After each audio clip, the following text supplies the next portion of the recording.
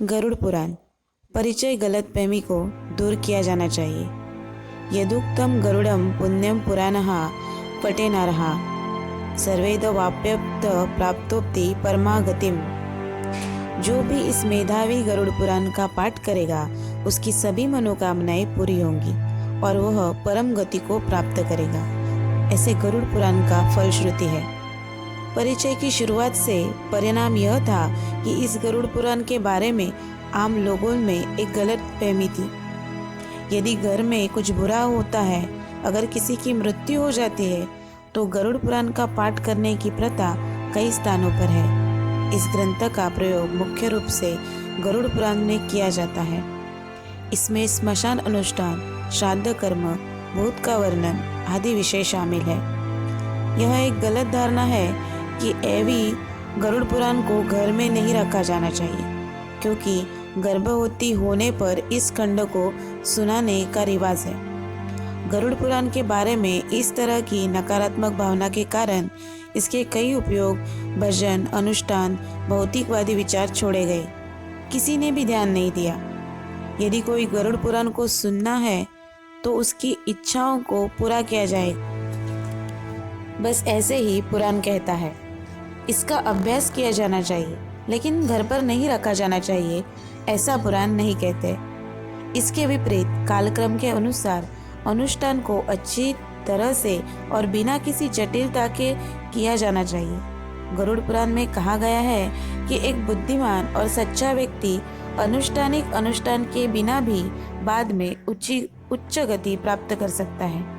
इसलिए मैं इस बात का उल्लेख करना चाहूँगी कि गरुड़ पुराण का सम्मान सांसारिक प्रथाओं को हटाने और गलतफहमी को दूर करने के लिए किया जाना चाहिए।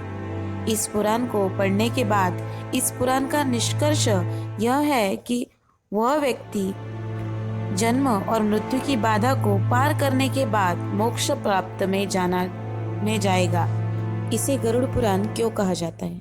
18 महापुराणों की हमारी सूची में 17वां गरुड़ पुराण है। यह एक वैष्णव पुराण है जिसमें गरुड़ ने विष्णु के आदेश से वैष्णव धर्म की व्याख्या की है। अक्सर भगवान श्रीहरि और गरुड़ के बीच में संवाद होते थे।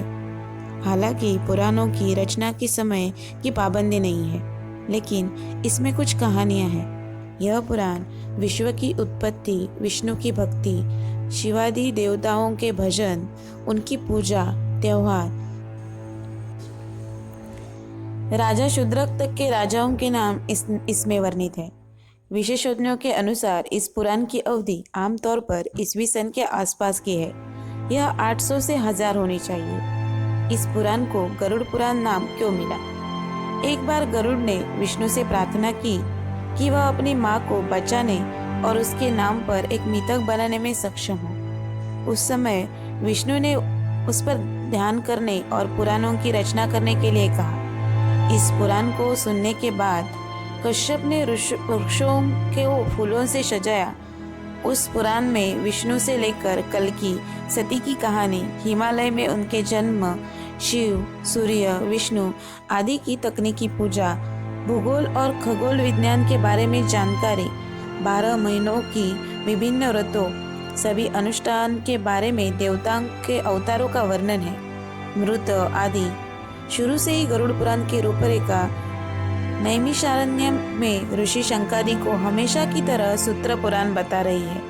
ऋषि प्रश्न पूछते हैं और सुता उन्हें जवाब देता है।